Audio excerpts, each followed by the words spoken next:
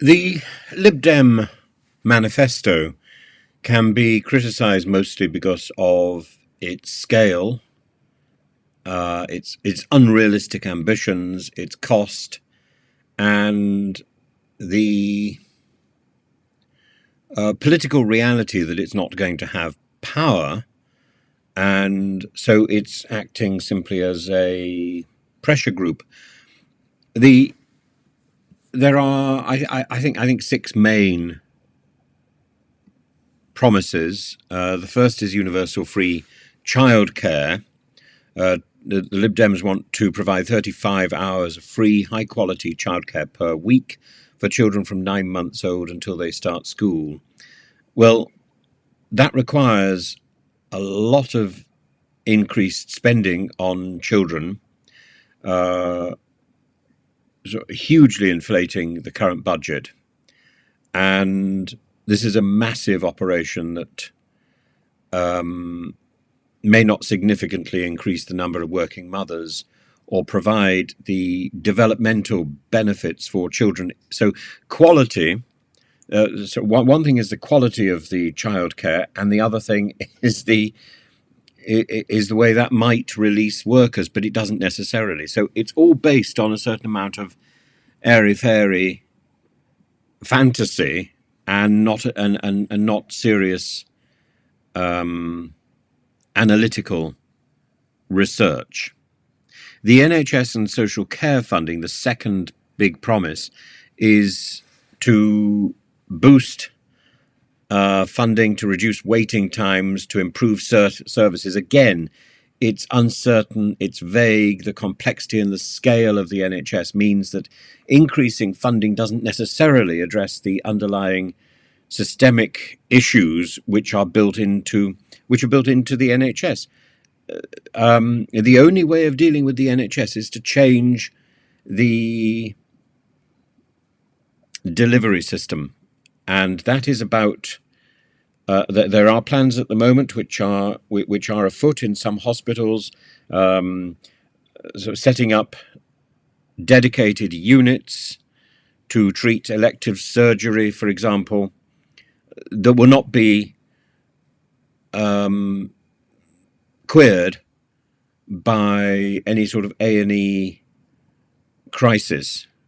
They will get on with the job whatever happens, and sort of protected units. That is one way forward. That doesn't require a lot of extra bureaucracy. What it requires is a mindset change, and that's perfectly doable. And that's something that we could do across the NHS, probably without spending a great deal of money. It's effectively to decentralize things and to give particular areas of an NHS hospital autonomy. And that, I think, is good. And the same principle can be applied to education. The idea of centralizing something and making decisions from the top down is one of the disasters to emerge from the NHS organization. And having given particular areas of a hospital autonomy should demonstrate how useless and unimportant a lot of the bureaucrats are. And that should then free up a lot of money because they can be let go. But that isn't the promise which is being made by the Lib Dems. So the complexity of what they're offering and the uncertainty of what they might achieve, these two things are combined. It's pie in the sky. 3, climate change and renewable energy. To achieve 80% renewable energy by 2030, banning fracking, implementing a 10-year emergency climate program. Again, the scale and the timing of this transition are ambitious and fit in very much with some of the principles put forward by the Labour Party. Can we achieve such rapid changes in energy infrastructure? Should we? Absolutely we should. Even if that's not necessarily going to have a huge impact on the rest of the world, we should be setting an example. And that requires substantial investment. Again, it requires regulatory changes. It requires technological advancement that may be difficult to realise within the proposed time frame and within the budget. The fourth thing is my area, educational funding. To try to reverse cuts to school funding would be great, but a lot of the school funding goes to paying the bureaucrats who do nothing. Hiring 20,000 more teachers, again, that's pie in the sky, because teachers, like doctors, need training. And I think they need significantly more training than they're getting. And the training should be to ensure teachers are freed to be themselves and to be supported by information technology.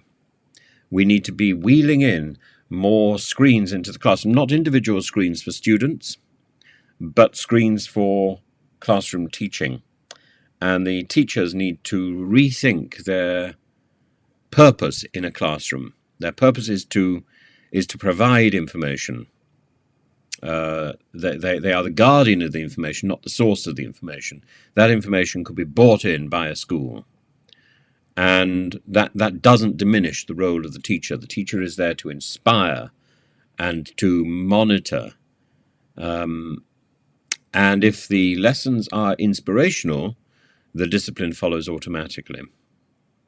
And it's about structure. But again, if we don't trust the schools, students are the first to pick that up. And so too much Ofsted is a demonstration that we don't trust the schools. So if we don't trust the schools, why would children, trust the schools? And then you get the sort of spiral of discipline going out of the window. The schools need to be trusted, just as the doctors and the surgeries and the hospitals need to be trusted. If we can't build trust, no amount of bureaucracy to support the system and tick boxes will build that trust.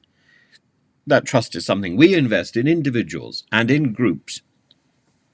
And if that's pulled away, and we are always reassured that boxes need to be ticked, then we know that nobody trusts the institution on which we depend. It's not a good image. The fifth point is transport and rail.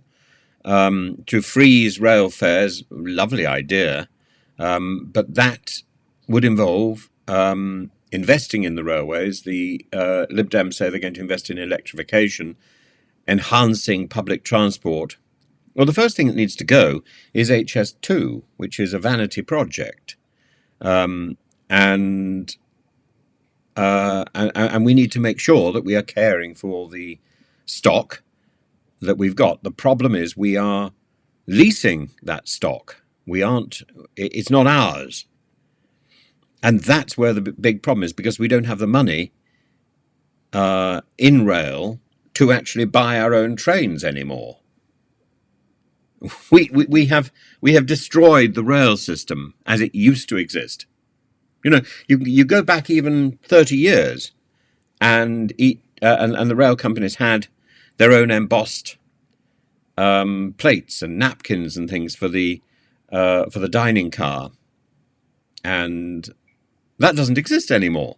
There's no pride in the system, and a journey is devoid of pleasure, because you're screamed at all the time by tannoys telling you that the shop is about to close or is about to open or has this offer, has that offer. Who cares? And then you book a seat and someone's sitting in it and you feel very uncomfortable asking them to move.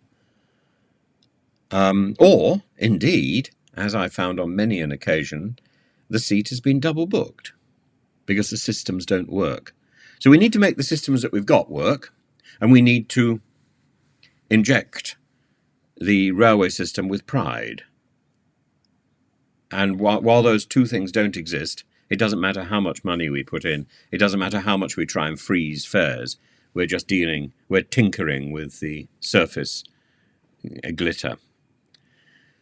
The sixth point that I think is of interest, but I don't think it's going to work if Labour get an overwhelming majority, is a commitment to proportional vote representation and lowering the voting age to 16. I think Labour would be interested in lowering the voting age to 16 because younger people have a tendency to vote for Labour, older people have a tendency to vote for Conservatives. But proportional representation, a party that is comfortably in power is unlikely to sacrifice its power base to the whim of a minor third or fourth party in Parliament that wants to have proportional representation so that its people can get in. I think proportional representation has to come in. I don't think the Lib Dems' enthusiasm for it is going to make it any more certain. The Lib Dems were talking about proportional representation in 1972. I remember the discussions.